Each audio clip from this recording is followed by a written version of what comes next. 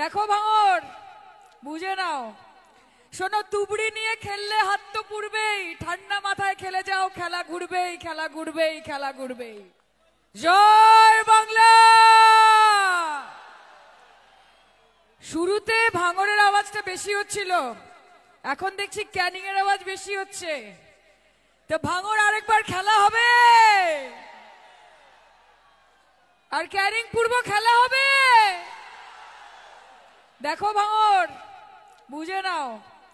শোনো, তুবড়ি নিয়ে খেললে হাত তো পুড়বেই। ঠান্ডা মাথায় খেলে যাও, খেলা ঘুরবেই, খেলা ঘুরবেই, খেলা ঘুরবেই।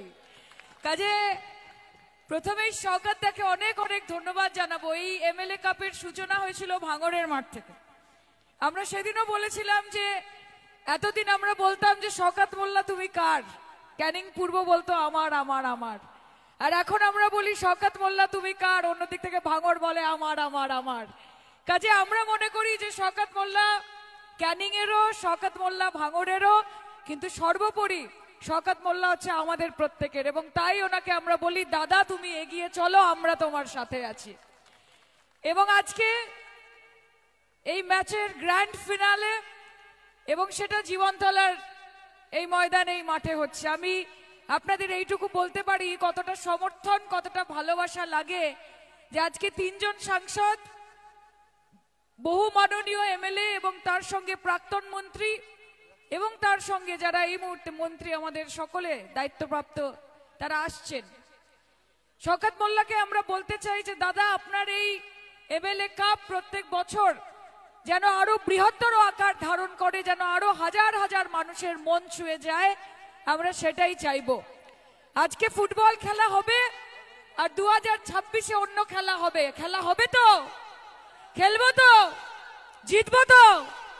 তাই আজকের খেলা যতটা উদ্দীপনা নিয়ে, যতটা উত্তেজনা নিয়ে, যতটা আকর্ষণ নিয়ে আমরা মাঠে রয়েছি, 2026-এর খেলাতেও যেন আমরা সংঘবদ্ধভাবে, ঐক্যবদ্ধভাবে মাঠে থাকি, এটাই আপনাদের সকলের কাছে আমার রিকোয়েস্ট থাকবে। আমি আর বেশি কথা বলবো না, তার কারণ আমরা আজকে খেলা দেখতে এসেছি।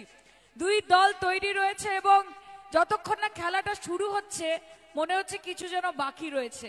তাই আমরা খেলার শুভ সূচনা করি। শওকতদার জন্য এতক্ষণ আমাদের জন্য জোরে হাততালি দিচ্ছেন, এবার শওকত মোল্লার জন্য দু তরফ থেকে একটা জোরে হাততালি হয়ে যাক। দাদার পাশে আমরা আছি এবং একসাথে আমরা আরেকবার বলি খেলা হবে। আচ্ছা, ধন্যবাদ আমাদের অত্যন্ত প্রিয় আমাদের সাংসদ সায়নী ঘোষকে। আমরা ধন্যবাদ জানাচ্ছি। ইতিমধ্যে আমাদের মধ্যে উপস্থিত হয়েছেন বিশিষ্ট শিল্পপতি এবং বিশেষ করে আদিবাসী সমাজকে একটা কর্মসংস্থানের ব্যবস্থা করেছেন পুরুলিয়াতে আমাদের নরেশদার বরণ করে নেওয়ার জন্য আমি রাকেশ রায় চৌধুরীকে বলবো নরেশদাকে বরণ করে নেওয়ার জন্য। একটু রাস্তাটা ক্লিয়ার করে দাও ওখান থেকে, রাস্তাটা ওখানে প্রদীপ জ্বালি। হ্যাঁ, আর আমি মোহনবাগান আর ইস্ট বেঙ্গল দুই দলের কর্মকর্তাকে বলবো আপনাদের টিমটাকে মাঠে নামিয়ে দিন, প্লিজ আপনাদের টিমটাকে মাঠে নামিয়ে দিন। হ্যাঁ, প্রদীপ প্রজ্বলনের মধ্য দিয়ে নরেশদাকে আনুষ্ঠানিকভাবে মাঠের মাঝখানে একটু লাইটটা নিয়ে যাও, লাইটটা প্রদীপটা জ্বালাতে হবে।